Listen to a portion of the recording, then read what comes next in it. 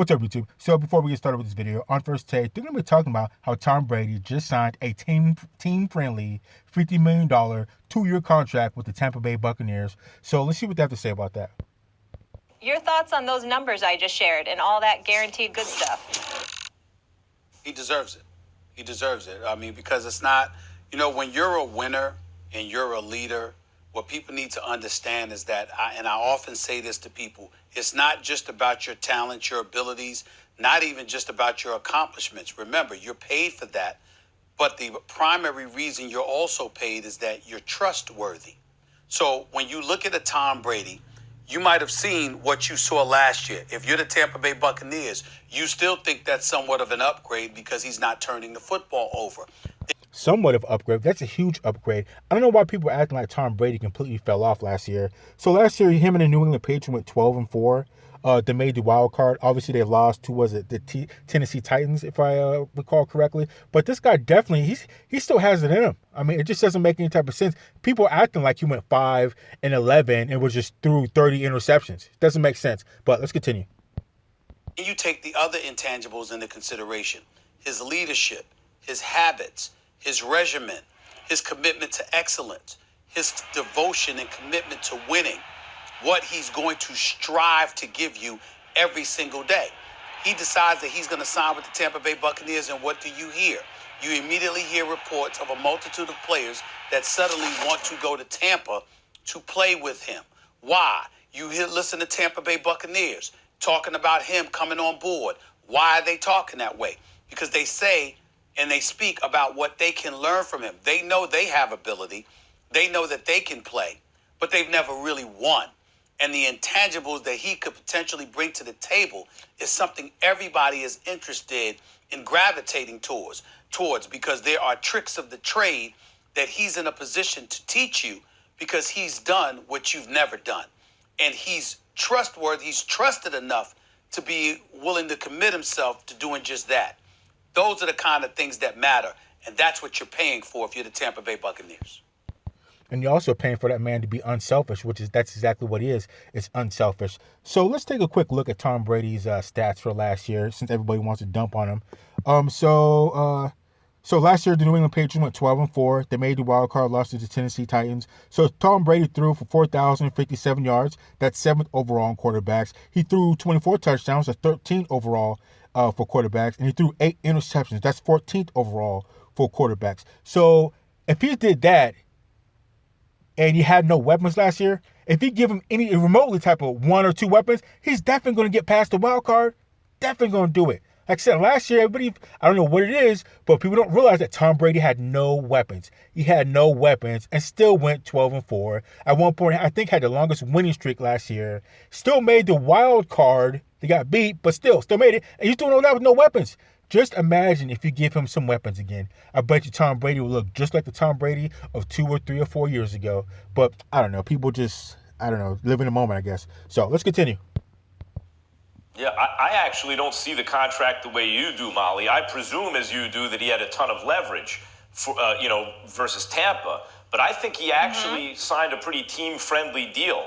When you look at the overall, I know the $50 million is guaranteed, but we're talking about such short horizons, 2 years. So, even if the bottom were to fall out, he's at the very least a mentor to a guy the following season.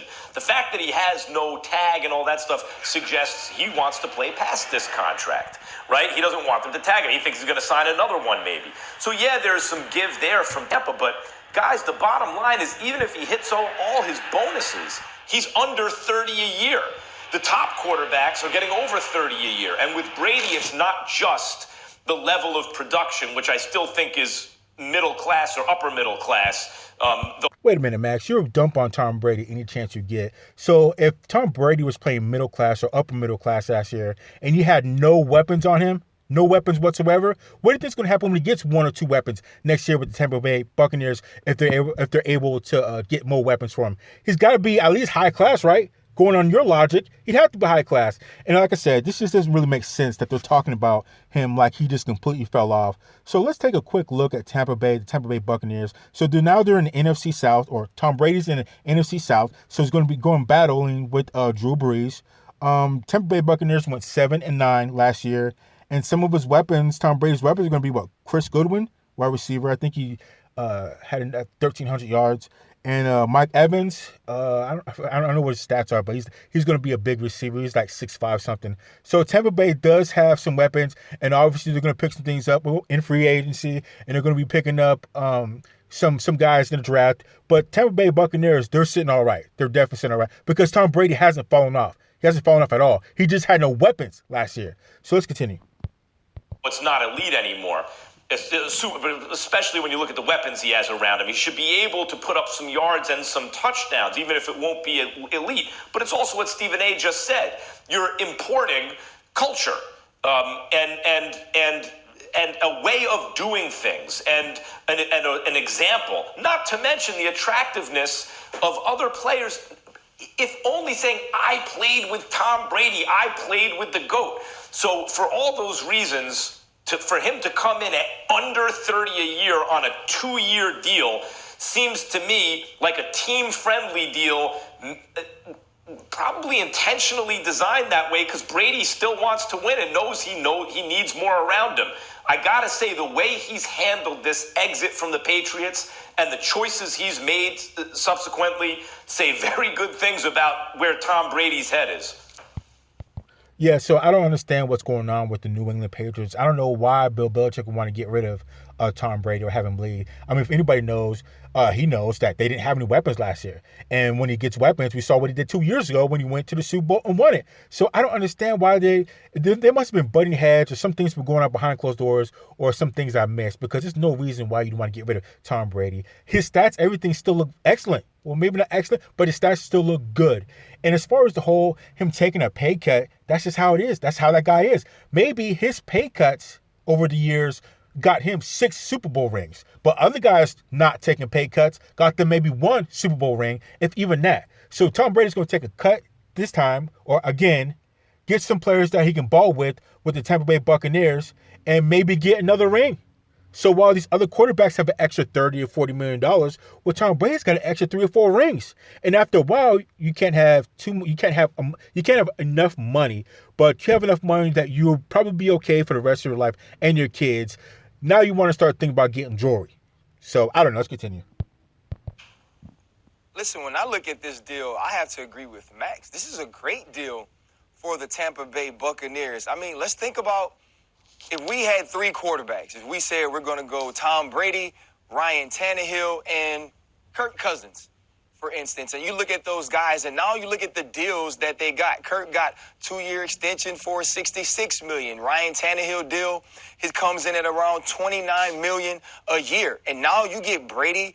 And when you hear the $50 million, you're going to start to think, oh, my goodness, he got $50 million. But they expect him to play out this contract to be their starter for the next 2 years. This deal is still team friendly. And when you look at what some of the top quarterbacks in this league are getting, when you think about the guys like Russell Wilson, this isn't close to what those guys are netting. And so for Tom Brady, he signed a deal in a place where there is no state income tax. He signed a deal that the team can still go out and add some pieces if they need something on defense, if you need to add to the running game, if you want to add protection. But Max is exactly right when he says you are importing culture. That is important. I lived a lifetime of hating Tom Brady. As good as we were on defense in Pittsburgh, it seemed like every time we went with what we knew, Tom Brady could figure it out and beat us. The 1 year we were able to dominate, we had to change everything we did as the Pittsburgh Steelers defensively to beat him. In my last year, I got to practice with Tom Brady in training camp, and I got to watch him and listen to him coach. And when a guy would stop short on an outside comeback and go 14 instead of 15, watch him go over to that guy right now at practice and get it fixed, get it straight. That is what you are importing. You're not only getting a starting quarterback, you're getting a winning culture. You're getting a guy that knows how to teach that culture and live that culture. This is a great deal for the Tampa Bay Buccaneers, and it shows once again Tom Brady's awareness, his commitment to winning, and his understanding of this game. He took a deal where you can continue to build a team because he wants to win and continue being that team's quarterback. So I can see that Tampa Bay is going to be cool this year. They're definitely going to be balling. They should get probably a little past their 7-9 record from last year. But what I'm really excited for is in 2 years. Once Tom Brady has the time to settle in, get used to the Tampa Bay Buccaneers system, and then they can get some good draft picks and get some solid free agents over there. So in 2 years, they're just going to be firing on all cylinders and really giving Drew Brees some problems in that NFC South. So let's just continue. Going forward. And that's exactly where I was going to go, Ryan, because we're assuming, a lot of people right there might assume this is what Tampa offered him, rather than assume it's what he accepted so he could help them field a better team, like all three of us have pointed out. That's the greatness of Tom Brady. Tom Brady wants money, but he's never prioritized being the highest paid or anything like that. In his entire career, it's never fazed him. His contract. Yeah, because all he's worried about is getting jewelry. The money will come. You just take care of winning and being a champion part. The money will come. So even if he has to sacrifice some money, he did it to get some rings, and that's how you do it. That's the formula right there. Well, at least one of the formulas, because Joe Montana and Terry Bradshaw won 4, but they came out of those are different times. Let's just say that those are different times. It's been structured. He's taken pay cuts. He's done a multitude of things, all in the interest of facilitating winning. And this is what he is showing. Yeah. Nothing has changed in that regard, which to me, you could make the argument, if you're Bill Belichick, how do you look right now? Because this is a guy that's basically saying, I wanted to move on